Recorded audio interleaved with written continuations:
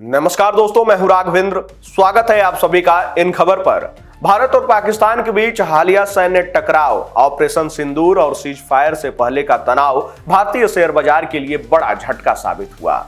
पिछले सप्ताह भारतीय बाजार में भारी उतार चढ़ाव देखने को मिला, जिससे देश की शीर्ष 10 कंपनियों में से 8 को भारी नुकसान झेलना पड़ा। केवल 2 कंपनियां हिंदुस्तान यूनिलीवर लिमिटेड और इंफोसिस ही ऐसी रहीं जिन्हें इस उथल पुथल में फायदा हुआ। रिपोर्ट के मुताबिक पिछले सप्ताह देश की टॉप 10 सबसे मूल्यवान कंपनियों में से 8 का कुल संयुक्त मार्केट कैप 1,60,314.48 करोड़ घट गया। इस भारी गिरावट के पीछे प्रमुख वजह भू राजनीतिक तनाव, विदेशी निवेशकों की सतर्कता और अस्थिर वैश्विक संकेत रहे। सबसे ज्यादा चोट खाई रिलायंस इंडस्ट्रीज ने।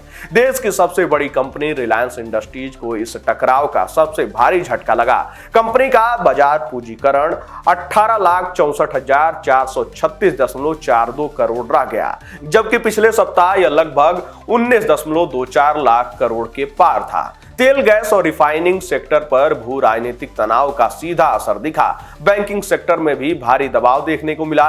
देश के प्रमुख प्राइवेट बैंक को शेयर बाजार में जबरदस्त दबाव का सामना करना पड़ा, जिससे इसका मार्केट कैप 9,90,015.33 करोड़ रह गया। HDFC बैंक का मूल्यांकन घटकर 14,46,294.43 करोड़ रुपए पर आ गया। युद्ध की आशंका से क्रेडिट रिस्क बढ़ने की आशंका बैंकिंग शेयरों पर भारी पड़ी। देश का सबसे बड़ा सरकारी बैंक भी इस लहर से अछूता नहीं रहा। इसका मार्केट कैप अब 6,95,584.89 करोड़ है। वहीं अन्य प्रमुख कंपनियों को भी नुकसान झेलना पड़ा। इसमें बजाज फाइनेंस 13,798.85 करोड़ की गिरावट आई। वहीं ITC 8,321.89 करोड़ की गिरावट देखने को मिली। वहीं भारतीय एयरटेल में 2,138.29 करोड़ की गिरावट देखने को मिली। वहीं TCS में 578.89 करोड़ की गिरावट देखने को मिली।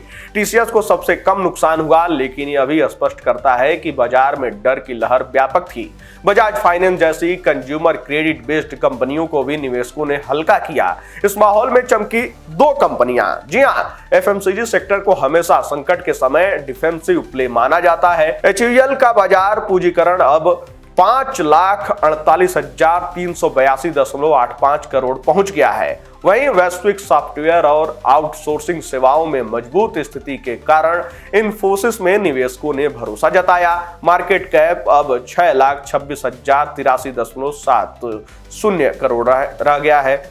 वहीं बाजार पर निवेशकों का क्यों टूटा भरोसा?